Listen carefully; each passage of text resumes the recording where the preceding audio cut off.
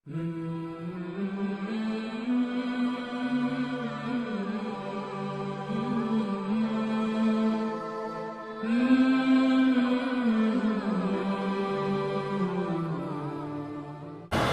الله تبارك وتعالى في كلامه الكريم أعوذ بالله السميع العليم من الشيطان الرجيم بسم الله الرحمن الرحيم يا أيها المدثر قم فأنذر صدق اللہ العظیم۔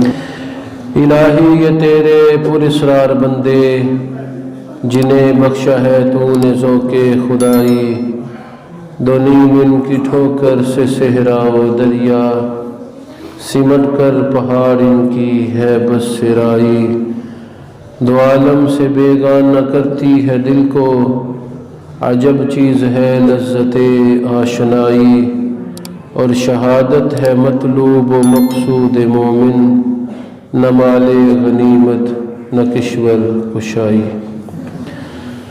سامعین محترم و حاضرین گرامی، اللہ جل مجدہ الکریم کی حمد و ثنا اور نبی کائنات احمد مختار حبیب کردگار صلی اللہ علیہ وسلم پر لاتعداد درود و سلام کے بعد، سامعین مکرم، اسلام ایک تبلیغی دین ہے، ایک ایسا دین ہے کہ جس نے تبلیغ کا للہیت اور اللہ کی راہ کی طرف بلانے کا حکم دیا ہے۔ خود نبی کائنات صلی اللہ علیہ وسلم کی مبارک زندگی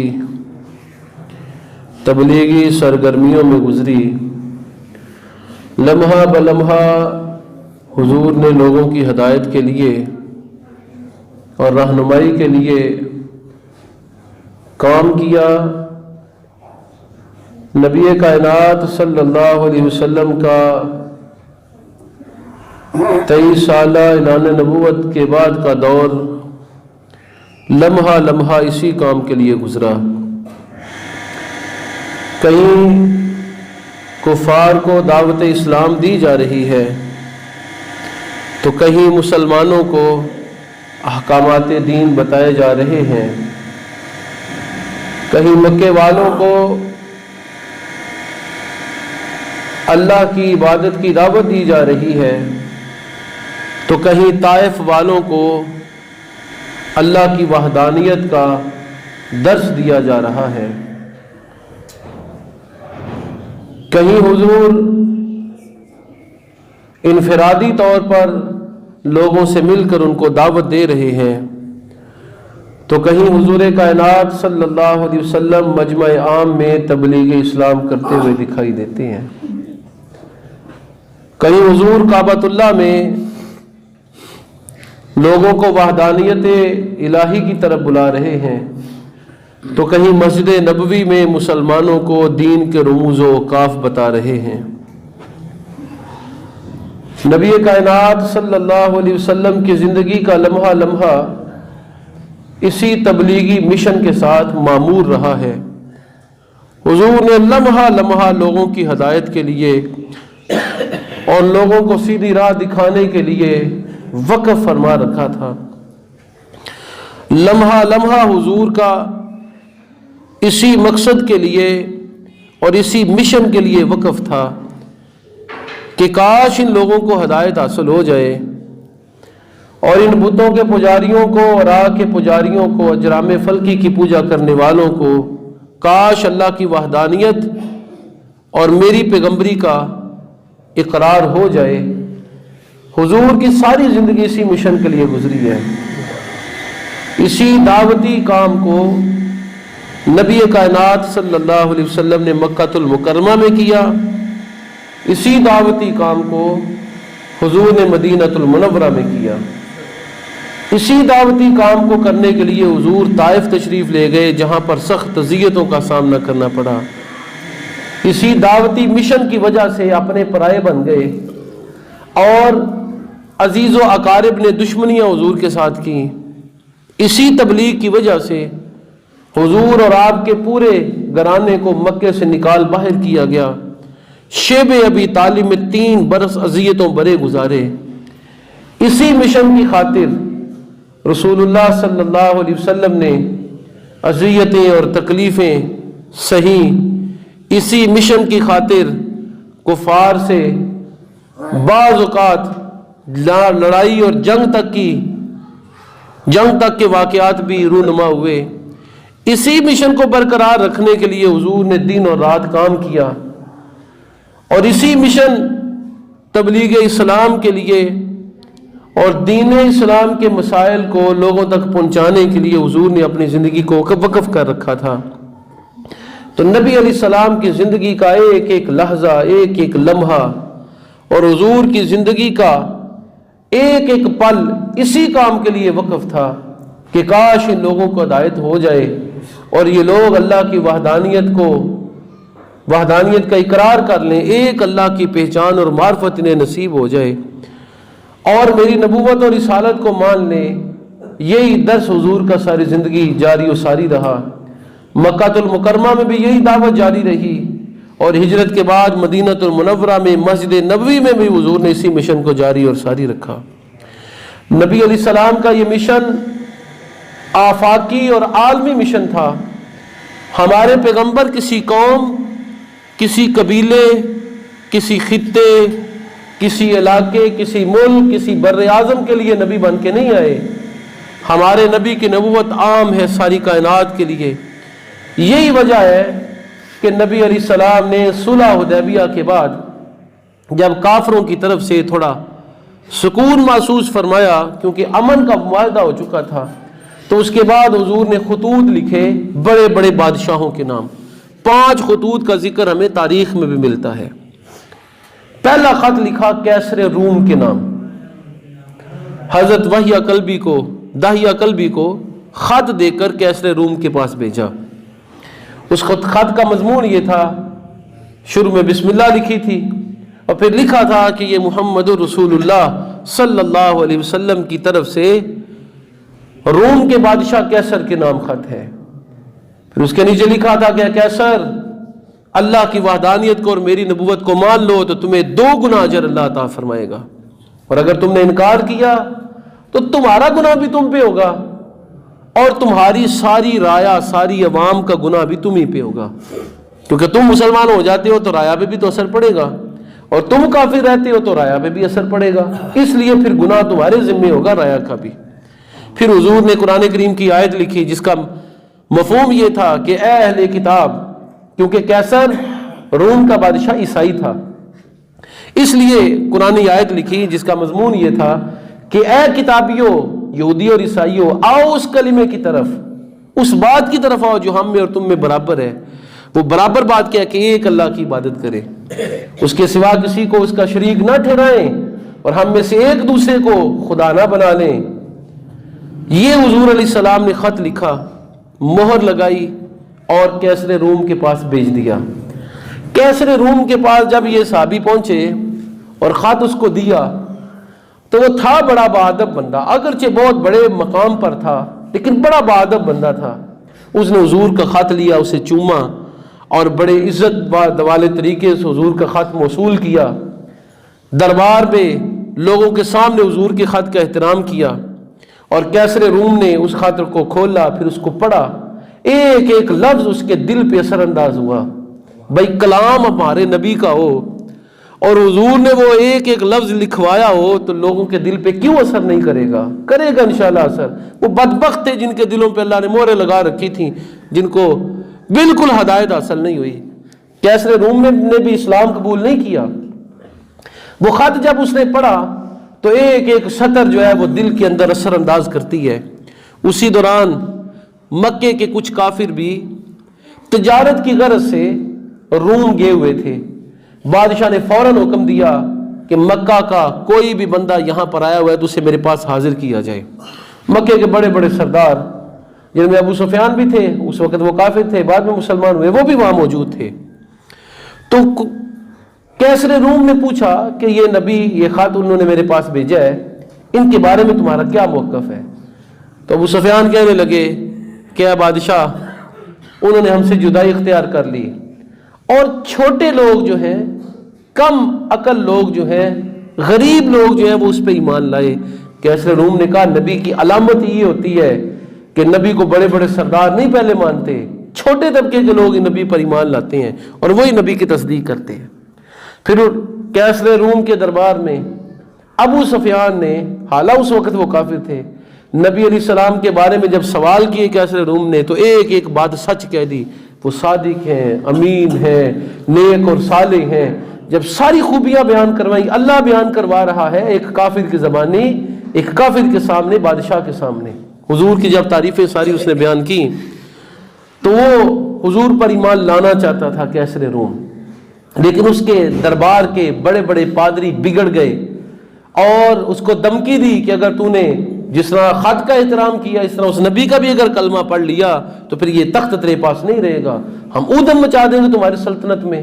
اور اس سے پہلے دو بڑی سلطنتیں تھیں، دونوں کے ایک دوسرے سے خطرہ تھا، دو سپر پاورز تھیں، ایک روم کی سپر پاور تھی جس کا بادشاہ کیسر تھا، اور دوسری ایران کی سپر پاور تھی، فارس کی، جس کا بادشاہ کسرا تھا۔ ان دونوں کی آپس میں چپکلش جاری رہتی، کچھ علاقے کبھی یہ حاصل کر لیتے، کبھی وہ حملہ کرتے، وہ علاقے حاصل کر لیتے۔ پوری دنیا پر اس وقت یہ دو بڑی حکومتیں تھیں۔ تو کیسر روم نے وہ خط بڑے احترام سے لیا، لیکن ایمان نہیں لایا اپنے تخت کو بچانے کے لیے، اپنے تاج کو بچانے کے لیے۔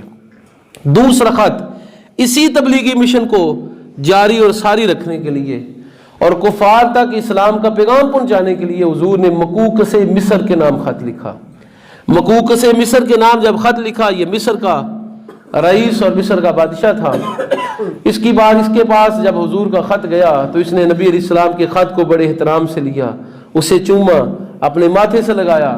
اس کا مضمون بھی یہی تھا کہ اے مصر کے بادشاہ، اللہ پر ایمان لے آ اور میری نبوت کی تصدیق کر، تجھے دگنا اجر ملے گا، اور اگر تو نے میری نبوت کا انکار کیا، اللہ کی وحدانیت کا انکار کیا، تو تیرا اور ہر قبطی، مصر کے رہائشی کو قبطی کہا جاتا ہے، تیرا گناہ بھی تم پر اور ہر قبطی کا گناہ بھی تم پر ہوگا کہ تیری وجہ سے انہیں ہدایت نہیں ملی، تو ہدایت میں رکاوٹ بنا۔ اگر تو مسلمان ہو جائے گا تو لوگ دیکھیں گے یہ بادشاہ کا دین ہے، سچا دین ہے، اسلام بھی ان پہ اثر انداز ہوگا، وہ مومن ہو جائیں گے، اور اگر تو کافر رہا تو تیرے دبدبے کی وجہ سے وہاں پر اسلامی تبلیغ نہیں ہو سکے گی۔ تو حضور نے جب یہ خط لکھا، بادشاہ کے پاس پہنچا، اس نے بڑے احترام سے خط کو لیا، اسے چوما، ماتھے سے لگایا۔ ایمان وہ بھی لانا چاہتا تھا، لیکن اپنے دربار کے پادریوں اور مسلط کی وجہ سے، تخت کو بچانے کے لیے، تاج کو بچانے کے لیے اس نے حضور کا کلمہ نہیں پڑھا، لیکن نبی علیہ السلام کو چند تحفے بھیجے۔ ان میں ایک حضرت ماریہ قبطیہ بھی تھیں۔ حضرت ماریہ قبطیہ نبی علیہ السلام کی زوجہ ہیں، ام المومنین ہیں، اور انہی سے نبی علیہ السلام کی سب سے آخری اولاد سیدنا ابراہیم رضی اللہ تعالیٰ عنہ پیدا ہوئے تھے۔ انہی کے والے سے حضور نے فرمایا تھا کہ اگر میرا بیٹا ابراہیم جوان ہو جاتا تو ماریہ بھی آزاد ہو جاتی، اور اس کے ساتھ ساتھ میں ہر قبطی پر جو جزیہ تھا وہ بھی اسے معاف کر دیتا۔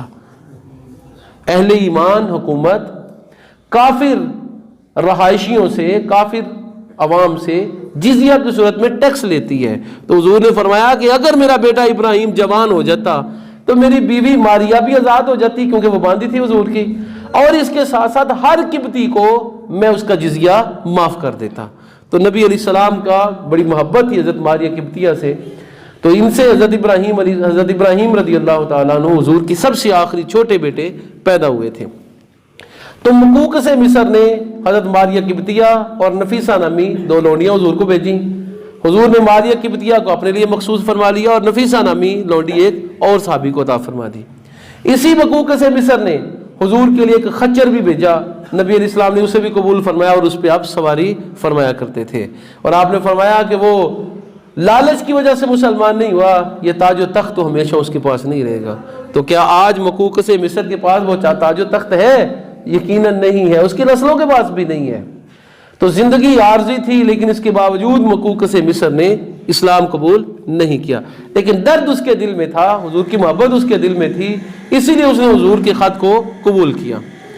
تیسرا خط نبی علیہ السلام نے اسی تبلیغی مشن کو برقرار رکھتے ہوئے اور پوری دنیا میں اسلام کو پھیلانے کے لیے نجاشی بادشاہ کے نام خط لکھا۔ نجاشی بادشاہ کے نام جو خط تھا اس کا مضمون تھا کہ یہ خط محمد رسول اللہ صلی اللہ علیہ وسلم کی طرف سے حبشہ کے بادشاہ نجاشی کے نام ہے۔ پھر حضور نے اس کو تبلیغ کی اور اس کو دعوت اسلام دی۔ اسی دوران جعفر طیار بھی اسی مجمع کے اندر موجود تھے جس دربار کے اندر خط پیش کیا گیا تھا۔ جناب نجاشی نے سیدنا جعفر سے چند ایک سوالات پوچھے، ان کے جوابات ملے تو نجاشی حضرت جعفر کے ہاتھ پر مسلمان ہو گئے۔ نجاشی کے دل میں اسلام کا درد پہلے ہی تھا۔ جب مسلمان حبشہ ہجرت کر کے گئے، 6 نبوی کو حضور کو اعلان نبوت کیے ہوئے 6 برس ہو گئے تھے۔ کفار نے بڑا ظلم و ستم کیا تھا، تو 5 اور 6 نبی کو ہجرت ہوئی، اور بہت سارے صحابہ جن میں حضرت عثمان غنی اور ان کی زوجہ حضرت رقیہ تھیں، اور سیدنا جعفر طیار تھے، اور بھی بہت ساری عورتیں اور مرد تھے۔ 2 مرتبہ حبشہ ہجرت ہوئی، تو یہ وہاں پر موجود تھے۔ کفار ان کے پیچھے گئے کہ یہ ہمارے بگوڑے لوگ، ان کو واپس بھیجا جائے۔ نجاشی کے دربار میں بڑے بڑے تحائف لے کے گئے، تو وہ بادشاہ تھا، اس کو ان چھوٹے موٹے تحائف سے کیا فرق پڑتا تھا۔ اس نے کہا کہ میں جب تک بات نہ سن لوں گا تب تک فیصلہ نہیں کروں گا۔ بلایا گیا جناب جعفر، ان کے تمام دوست خواتین اور مرد دربار میں حاضر ہوئے، تو کفار نے کہا یہ ہمارے بگوڑے ہیں۔ حضرت جعفر بڑے حضور کے خاندان سے تھے، حضرت علی کے بڑے بھائی تھے، تو زبان، فصاحت، بلاغت اور جواب دینے کا طریقہ خاندان نبوت کے سوا کس کو آ سکتا ہے۔ تو یہ بڑے جرری بھی تھے، بہادر بھی تھے، اور اس کے ساتھ ساتھ زبان کے بھی بڑے فصیح و بلیغ تھے۔ ایسا الفاظ کا نشتر چلاتے کہ بولنے والا جو ہے وہ بے بس ہو جاتا، اس سے جواب نہ بن پڑتا۔ تو جب انہوں نے کہا نا یہ بگوڑے ہیں، تو حضرت جعفر نے کہا ان سے پوچھے کیا ہم کسی کے غلام ہیں؟ کہا نہیں، غلام تو نہیں، آزاد ہیں۔ کہا پھر ہم بگوڑے کیسے ہو گئے؟ بگوڑے تو بھائی غلام ہوتے ہیں، ہم تو آزاد ہیں۔ اچھا ان سے پوچھے ہم نے کسی کو قتل کیا اور بھاگے ہیں؟ کفار نے کہا نہیں، قتل بھی نہیں کیا اور یہ بھاگے بھی نہیں ہیں۔ کہا بگوڑے تو تب ہوتے جب ہم نے کسی کو قتل کیا ہوتا، کسی کا قرض دینا ہوتا، کسی کی زمین دبائی ہوتی، کسی کا مال لین دین ہوتا، یا ہم غلام ہوتے اور باقی یہاں پر آ جاتے۔ تو پہلا الزام غلط ثابت ہوا کہ یہ بگوڑے نہیں ہیں، غلام نہیں بلکہ آزاد ہیں۔ پھر کفار نے دوسرا نشتر چلایا کہ یہ جعفر جو ہے اور اس کے قریبی جو ہے یہ اس نبی کو ماننے والے ہیں جو نبی سچا نبی نہیں ہے، جھوٹا نبی ہے۔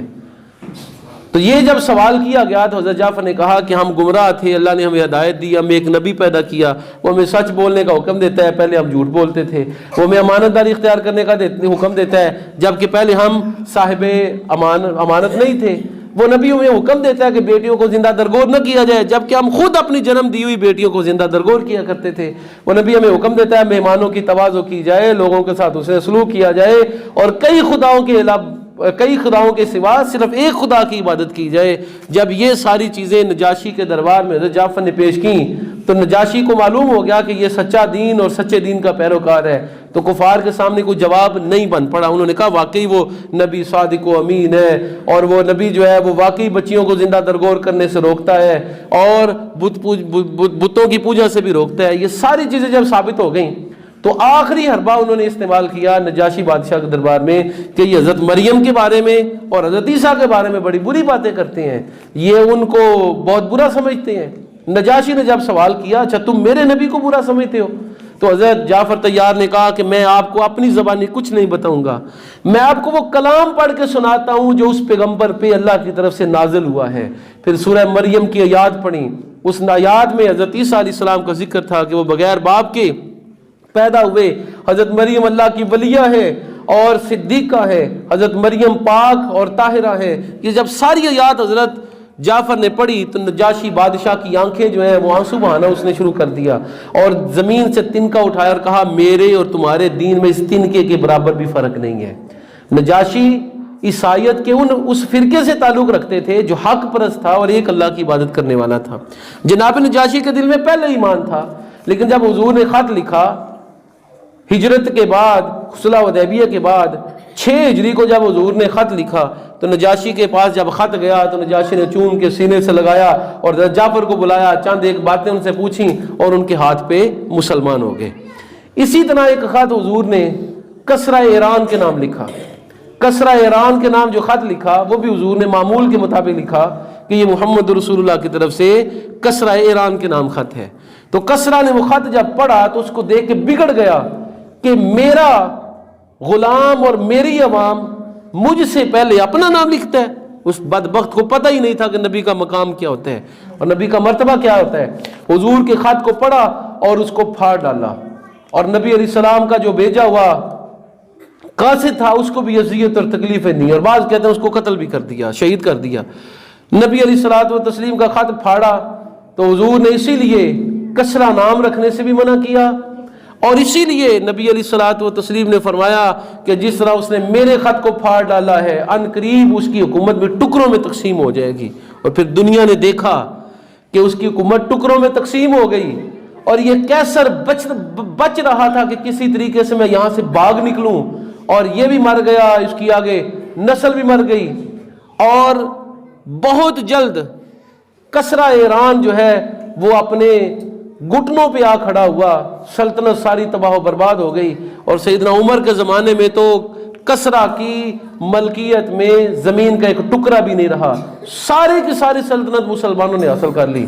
جناب خالد بن ولید کی جد و جہد سے، جہاد کی برکت سے، اور حضور کی دعاؤں کی بدولت، اور اس نے جو بدتمیزی حضور کے خط کے ساتھ کی تھی تو ان کی تھی، اس کا قہر اس پہ یہ پڑا کہ ساری سلطنت اس کے ہاتھوں سے جاتی رہی، اور مسلمانوں نے وہ ساری کی ساری سلطنت حاصل کر لی۔ اسی طرح حضور نے ایک خط قبیلہ غسان کے نام لکھا، اس کے سردار نے وہ خط لیا اور نبی علیہ السلام کی الچی کو یعنی حضور کے قاصد کو شہید کر دیا۔ اس کا بدلہ لینے کے لیے نبی علیہ السلام نے ایک لشکر تیار کیا، اور پھر جنگ غزوہ موتا اسی وجہ سے واقع ہوئی۔ نبی علیہ السلام نے 3 سردار بنائے، جناب زید بن حارثہ کو، جن کو حضور نے پہلے اپنا منہ بولا بیٹا بنا رکھا تھا، لیکن جب حکم نازل ہوا کہ حقیقی بیٹوں کو اپنے نام سے پکارا جائے گا، منہ بولے بیٹے دین میں آپ کے بھائی ہیں، تو ان کو زید بن حارثہ ہی کہا جانے لگا۔ اسی وجہ سے نبی علیہ السلام کو ان سے بڑی محبت بھی تھی، ان کے بیٹے حضرت اسامہ تھے، حضور کو ان سے بھی بڑی محبت تھی۔ حضرت زید کے بیٹے اسامہ حضور کے کندھوں پہ کھیلے ہیں، جس طرح حضرت امام حسن حسین حضور کے کندھوں پر کھیلے ہیں، بڑی محبت حضور نے ان کے ساتھ کی ہے، بڑی شفقتیں ان کو دی ہیں۔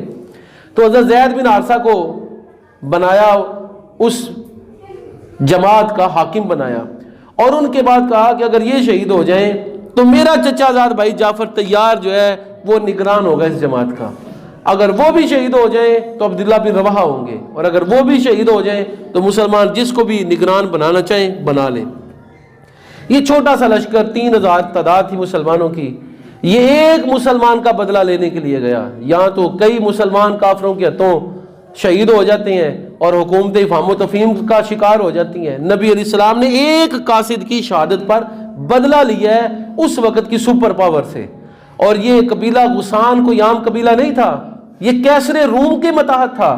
گویا کہ اس وقت دنیا کی 2 سپر پاورز تھیں، جن میں سے ایک سپر پاور کا یہ گورنر تھا، قبیلہ غسان کا حاکم، جس نے حضور کے قاصد کو شہید کیا تھا، اور حضور نے بدلہ لیا ان سے۔ 1000 لشکر تھا ان کے پاس، اور 1000 لشکر کیسر روم کے پاس بھی تھا۔ 2 لاکھ کا لشکر تھا، 1 لاکھ کا لشکر کیسر روم کے پاس اور 1 لاکھ کا لشکر قبیلہ غسان کے پاس۔ 3000 صحابہ مقابلے کے لیے گئے۔ جب مقابلہ ہوا تو حضرت زید بن حارثہ نے بڑی تگ و دو کر کے اور بڑی جد و جہد کر کے جھنڈے کو اٹھائے رکھا، حتیٰ کہ وہ شہید ہو گئے۔ پھر حضرت جعفر طیار آئے، حملہ کیا، کافروں نے ان کا ایک بازو کاٹ دیا، دوسرے سے پکڑ لیا جھنڈا، وہ بھی کاٹ دیا، تو منہ میں جھنڈا لے لیا تاکہ شہید ہو گئے، کیونکہ ان کے دونوں ہاتھ کٹے تھے۔ اور ان کو ایک صحابی نے اپنی خواب میں جنت میں اڑتا ہوا دیکھا تھا، اس لیے ان کا نام جعفر طیار پڑ گیا۔ طیار کہتے ہیں اڑنے والے کو، بازوں کے ساتھ اڑنے والے کو، اس لیے پرندے کو بھی طائر عربی میں کہا جاتا ہے۔ تو طیار سے مراد ہے بازوں کے ساتھ اڑنے والا۔ تو حضرت جعفر جو ہے ان کو طیار کا لقب ملا، ایک صحابی نے ان کو جنت میں خواب میں جنت میں اڑتا ہوا دیکھا تھا، کیونکہ ان دونوں بازو جو ہیں وہ غزوہ موتا میں کٹ گئے تھے۔ پھر عبداللہ بن رواحہ اٹھے اور وہ انہوں نے جھنڈا تھاما تھا کہ وہ بھی شہید ہو گئے۔ پھر حضرت ثابت بن ارقم اٹھے اور انہوں نے مسلمانوں سے کہا کہ یہ جھنڈا جو اہل ہے اس کو دے دیا جائے۔ کہا آپ یہ میں اہل لگتے ہیں؟ کہا نہیں، اگر میری بات مانتے ہو تو خالد بن ولید کو دو۔ یہ سیدنا خالد بن ولید کی پہلی جنگ تھی جس میں انہوں نے مسلمانوں کو بہت بڑے ستم سے، ظلم سے اور بہت بڑے نقصان سے بچایا تھا۔ نبی علیہ الصلوۃ والتسلیم کہ یہ صحابہ مقام موتا میں لڑ رہے ہیں اور حضور منبر پر بیٹھے ہیں، صحیح بخاری اور مسلم میں آتا ہے، مسجد نبوی میں، اور صحابہ کی جماعت سامنے بیٹھی ہے، اور نبی علیہ السلام بتاتے جا رہے ہیں کہ اب جھنڈا زید کے ہاتھ میں ہے، زید شہید ہو گیا ہے، اب جھنڈا جو ہے وہ جعفر طیار کے ہاتھ میں، اس کا ہاتھ شہید ہو گیا ہے، دوسرا ہاتھ شہید ہو گیا تک اسے شہید کر دیا گیا ہے، اب جھنڈا جو ہے وہ عبداللہ بن رواحہ کے ہاتھ میں ہے، اور اب اللہ کی تلواروں میں سے ایک تلوار یعنی خالد بن ولید نے جھنڈا تھام لیا ہے۔ یہ لقب حضور نے ان کو دیا تھا، سیف من سیوف اللہ، اللہ کی تلواروں میں سے ایک تلوار، اسی لیے ان کو سیف اللہ کہا جاتا تھا۔ تو سیدنا خالد بن ولید نے مہارت کے ساتھ جنگ لڑی، 1,00,000 کے لشکر کے ساتھ 3,000 کا لڑنا معمولی سا مارکا ہوتا، لیکن سیدنا خالد بن ولید نے اس مارکے کو بڑا اہم بنا دیا۔ 12 تلواریں ان کے ہاتھ سے اس دن ٹوٹی تھیں، لڑتے ہوئے 12 تلواریں ٹوٹی تھیں، بالآخر کفار کو نقصان پہنچا کے صحیح سلامت مدینے کے اندر واپس آ گئے تھے۔ تو نبی علیہ الصلوۃ والتسلیم نے یہ اپنے تبلیغی مشن بھیجے، 5 بڑے بڑے بادشاہوں کے نام خطوط لکھے، جن میں سے صرف ایک مسلمان ہوا، 2 مسلمان ہونا چاہتے تھے، لالچ دنیا میں مسلمان نہیں ہوئے، اور 2 نے حضور کی توہین کی۔